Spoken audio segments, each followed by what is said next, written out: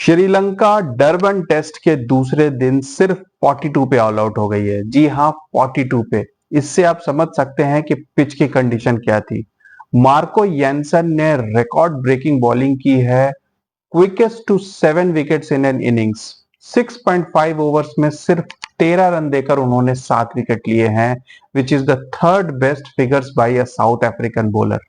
आप इमेजिन कर सकते हो कि किस तरह का केओस हुआ होगा। एंड ये श्रीलंका की लोएस्ट एवर टेस्ट स्कोर है। इसके पहले उन्होंने कैंडी में एक बार 71 और एक बार 73 दोनों पाकिस्तान के खिलाफ बनाया था, लेकिन पहली बार ऐसा हुआ है कि टेस्ट हिस्ट्री में श्रीलंका 50 के नीचे ऑल आउट हो गई है। साथ ही साथ सिर्फ 13.5 over is the shortest innings in terms of balls in the last 100 years of test cricket.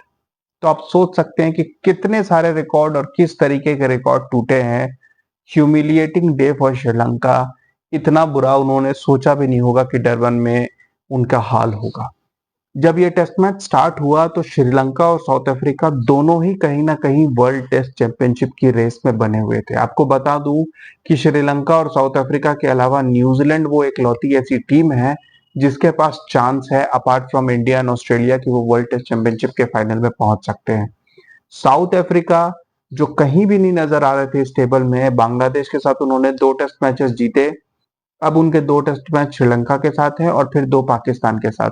अगर साउथ अफ्रीका ये चारों टेस्ट मैच या इसमें से 3 टेस्ट मैच भी जीत जाता है तो उनका परसेंटेज 60 के ऊपर चला जाएगा और फिर इंडिया और ऑस्ट्रेलिया के बीच ये जो सीरीज चल रही है, कहीं ना कहीं इस सीरीज को हारने वाले के ऊपर बहुत बड़ा रिस्क हो जाएगा।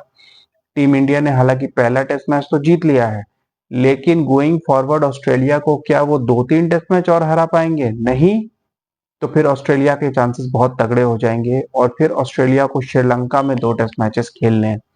अगर ऑस्ट्रेलिया वहां एक टेस्ट मैच भी जीत गई तो फिर ऑस्ट्रेलिया के चांसेस बुलंद हो जाएंगे, और अगर वहां भी श्रीलंका ऑस्ट्रेलिया एक टेस्ट मैच श्रीलंका से हार गई तो हो सकता है फिर से इंडिया साउथ अफ्रीका का फाइनल हो। तो वर्ल्ड टेस्ट चैंपियनशिप की जो टेबल है वो काफी कॉम्प्लिकेटेड है, लेकिन एक तरीके से अब ये जो रेस है ये इन्हीं 3-4 टीम्स के बीच है।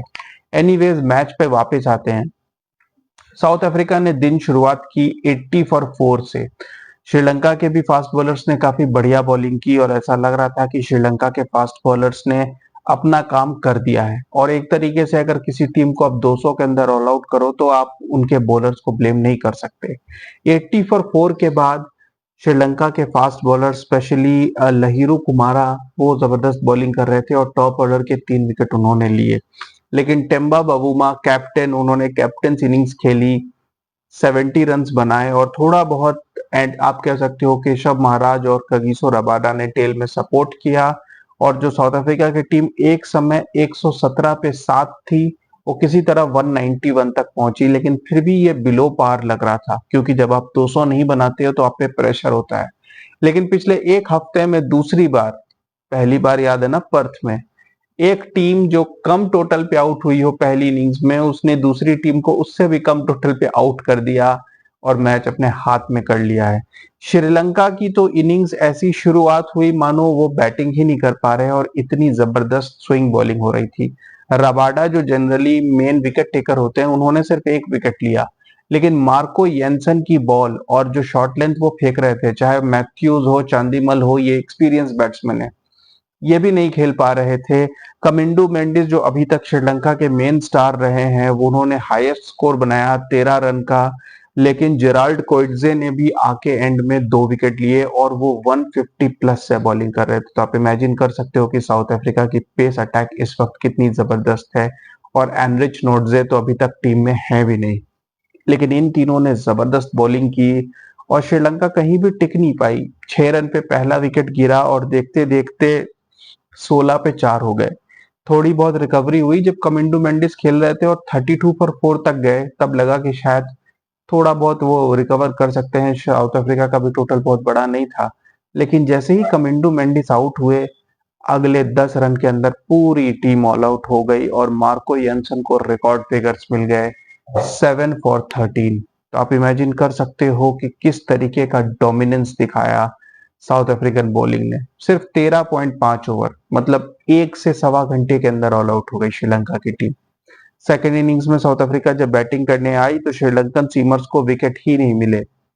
दोनों ओपनर्स जमकर बैटिंग कर रहे थे और बाद में प्रभात जसूरिया ने आकर 2 विकेट लिए और साउथ अफ्रीका का एंड में स्कोर था 132 फॉर 3, यानी ओवरऑल लीड 280 रनों की हो चुकी है और सिर्फ 3 विकेट गिरे हैं। तो मतलब मैच कंप्लीटली साउथ अफ्रीका के हाथ में है। इस पूरे दिन में जहां पर सारे परफॉर्मेंसेस इतने लो थे, वहां सिर्फ एक चीज अच्छी रही श्रीलंका के लिए कि प्रभात जसूरिया ने एक वर्ल्ड रिकॉर्ड बनाया। वो सेकंड फास्टेस्ट बॉलर एवर बन गए हैं to take 100 wickets in test match. सिर्फ 17 टेस्ट मैचेस में प्रभात जसूरिया ने अपने 100 विकेट पूरे किए और इस पिच पर जहां फास्ट बॉलर्स डोमिनेट कर रहे हैं, प्रभात जसूरिया इकलौते ऐसे स्पिनर हैं जो दोनों इनिंग्स में आप कह सकते हो बढ़िया बॉलिंग करते नजर आए। पहली इनिंग्स में भी उन्होंने 2 विकेट लिए और दूसरी इनिंग्स में पहले 3 में से 2 विकेट वो ले चुके हैं। 17 मैचेस में 100 विकेट एक अपने आप में रिकॉर्ड है। हालांकि ऐसा करने वाले वो 5वें बॉलर है, 5 ऐसे बॉलर है जो टाइड हैं 17 मैचेस में 100 विकेट, जिसमें पाकिस्तान के याशिर शाह लेटेस्ट थे और अब प्रभात जसूरिया भी इस लिस्ट में आ गए हैं। लेकिन अनफॉर्चुनेटली ये मैच किसी दूसरे कारणों से याद रखा जाएगा, श्रीलंका के लोएस्ट टोटल की वजह से याद रखा जाएगा, ना कि प्रभात जसूरिया की इस अचीवमेंट से। Keep watching guys, thank you.